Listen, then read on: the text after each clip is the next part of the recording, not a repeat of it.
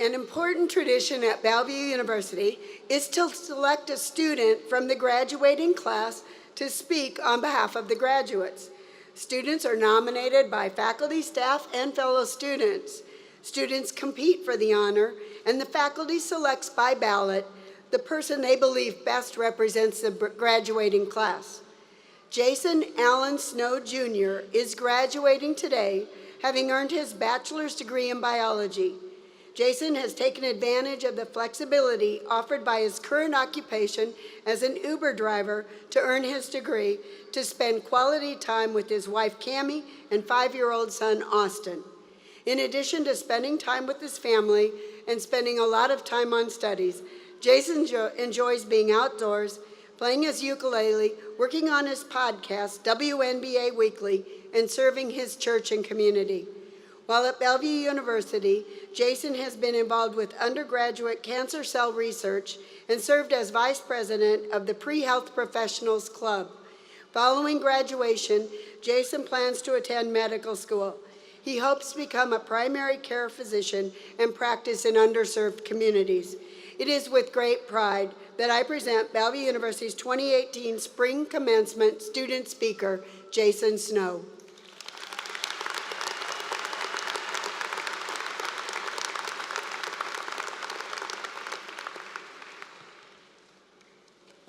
I appreciate the applause. Hopefully you applaud at the end as well.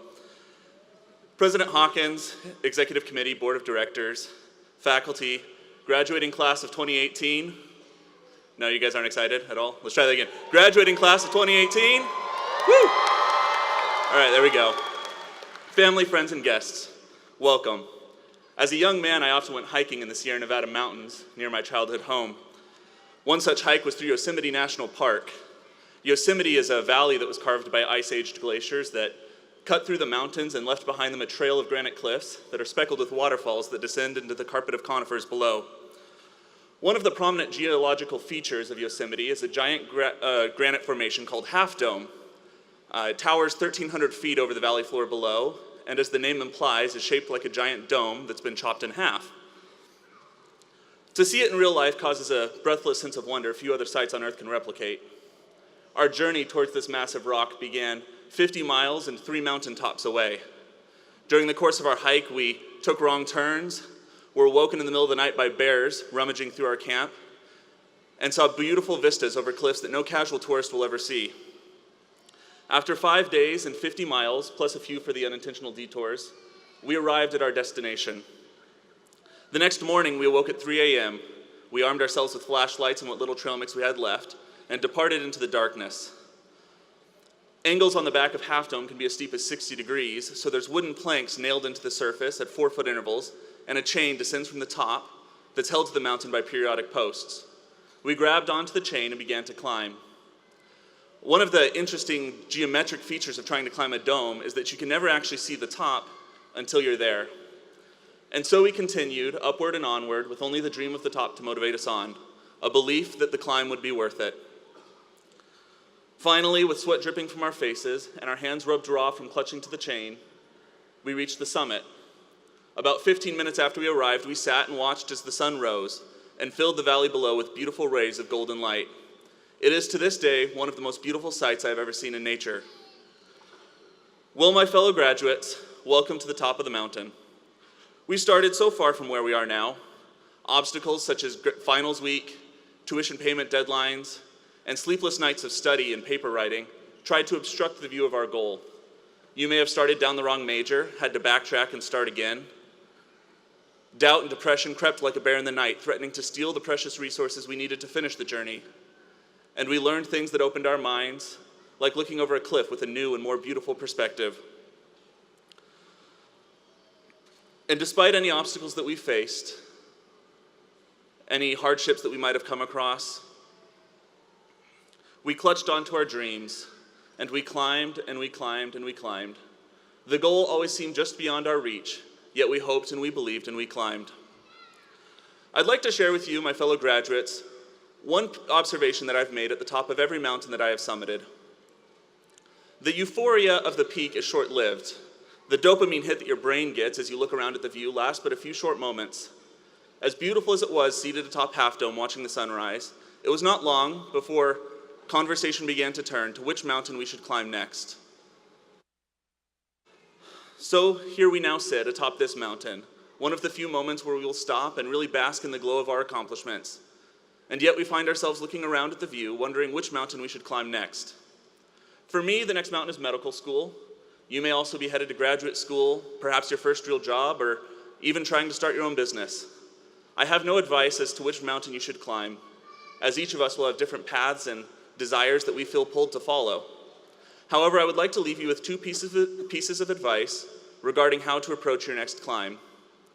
First, I hope you realize that the joy you feel today as you walk across this stage and receive your fancy envelope is not in spite of any struggles that you endured here at Bellevue, but rather it's because of those struggles. In his book, Zen and the Art of Motorcycle Maintenance, author Robert Parsig shares his thoughts regarding mountain climbing. Quote, "Mountains should be climbed with as little effort as possible and without desire. The reality of your own nature should determine the speed. If you become restless, speed up. If you become winded, slow down. You climb the mountain in an equilibrium between restlessness and exhaustion. Then, when you're no longer thinking ahead, each footstep isn't just a means to an end, but a unique event in itself. This leaf has jagged edges. This rock looks loose. From this place, the snow is less visible, though closer. These are the things you should notice anyway. To live only for some future goal is shallow. It is the sides of the mountain which sustain life, not the top. Here is where things grow. But of course, without the top, you cannot have any sides. It is the top that defines the sides. Most of our lives will be lived in between our achievements. My grandfather used to tell me that the secret to always being happy was learning to love the things that you had to do. Plan for the future, but do not be so consumed by the future that you miss the present. During his moment of epiphany in the play The Music Man, lead character Harold Hill shares his warning regarding the dangers of always looking forward. Quote, "If you pile up enough tomorrows, and you'll find you're left with nothing but a lot of empty yesterdays," end quote. My second piece of advice might sound similar to other advice you've already received. I've found that there are certain times in life where people find it necessary to give you unsolicited advice. When you get married, when you have a kid, and when you graduate. If you're like me, you've probably recently received advice, some of it coming in the form of things you should be. Be ambitious, be unique, be yourself, be great. May I add one more thing to your growing list of things that you should be. Be good. Now, when someone tells you to be great, they're often referring to your personal success. They want you to achieve, do great things, receive acclaim and award. However, to be good is not about how successful you are, but rather about how what you do will affect others. The Greek Stoic philosopher Epictetus advised that as the sun does not wait for the prayers and incantations to be induced to rise, but immediately shines and is saluted by all, so do you not also wait for the clapping of hands and the shouts of praise to be induced to do good, but be a doer of good voluntarily. So to whichever mountain you are headed next, be it graduate school or a new job, be great and be good. Build others up. Make life better for every person that you meet. The education that we received at Bellevue is a gift that was given by parents, loved ones, faculty, and countless others who helped us get to where we are now. Pass this gift along. Use the skills and abilities you've gained to make the world a better place.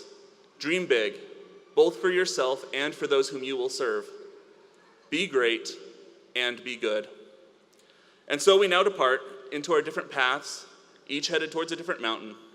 Remember to love the side of the mountain and be good. Thank you.